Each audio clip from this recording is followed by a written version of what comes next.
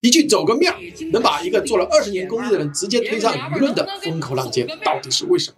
大家都知道啊，冯小刚导演的新片《抓特务》，韩红作为这部片子的配乐制作人，宣发的时候用北京腔来了一句：“咱北京的兄弟姐们、爷们娘们，能不能来走个面，把第一波票房先带起来？”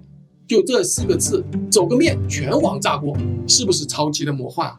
有人说这是道德绑架，有人说这是金圈高高在上的优越感。韩红后来道歉，但事情还没完，网友开始扒他的基金会的年报、管理费、员工薪酬、投资收益，一件一件给你拎出来审视。曾经的公益形象被放在放大镜下重新打量。但你有没有想过，为什么偏偏在现在？为什么一句放在10年前还可能被夸接地气的话，为什么今天引来了这么大的反感？其实答案不在韩红身上，而是在整个影视行业身上。2026年的上半年，全国电影总票房同比跌了超过40%。那时候曾经呼风唤雨的大导演集体在爆亏啊！不光是这部《抓特务》，今年单部亏上亿的片子真的比比皆是，某瓣上都能搜得到啊！这样宣发真的是没办法，亏太多了。那么问题来了，看电影的人去哪儿了呢？一部分被短剧和 AI 抢走。2026年的第1季度，真人短剧的开机量直接暴跌75%。为什么？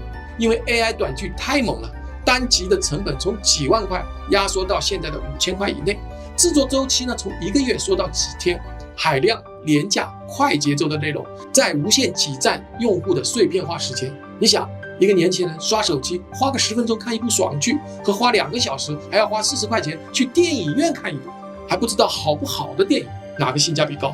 但这还不是最根本的原因，最根本的原因是影视圈和普通人已经不在同一个世界上了。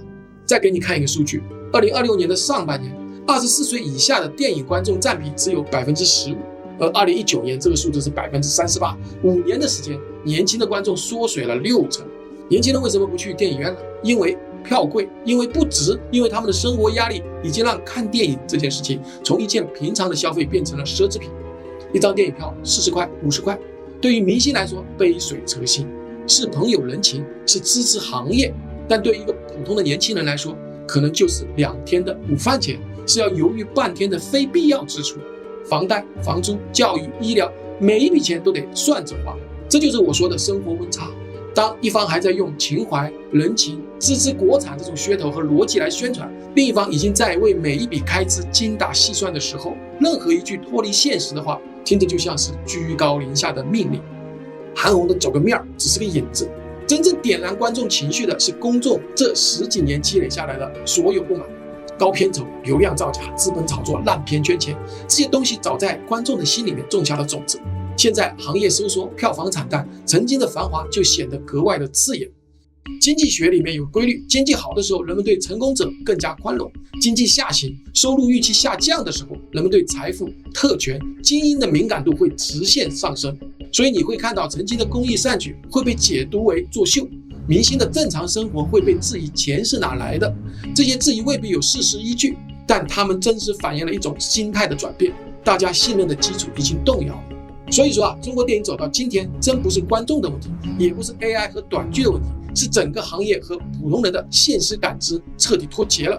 观众不是拒绝消费，他们是在用脚投票。去年的《哪吒2》单片狂揽154亿的票房，说明大家不是没钱看电影，是不愿意为那些脱离现实、缺乏共鸣的作品买单。电影这门生意说到底还是人的生意，首先你得懂人，才能让人为你掏钱嘛。当整个行业都飘在天上，讲着自己圈子里的人情世故，却忘了地上的普通人过什么样的日子，那被市场抛弃只是早晚的事情。韩红这件事给整个行业敲了个警钟，别拿老一套的逻辑来面对今天的观众了，姿态放低一点，内容做实一点，多看看普通人是怎样生活的，多讲一点让人共情的故事。毕竟啊，电影需要观众，但观众首先是活生生的人啊。我是鲁克，欢迎关注碧海，我们一起来看通天下财经。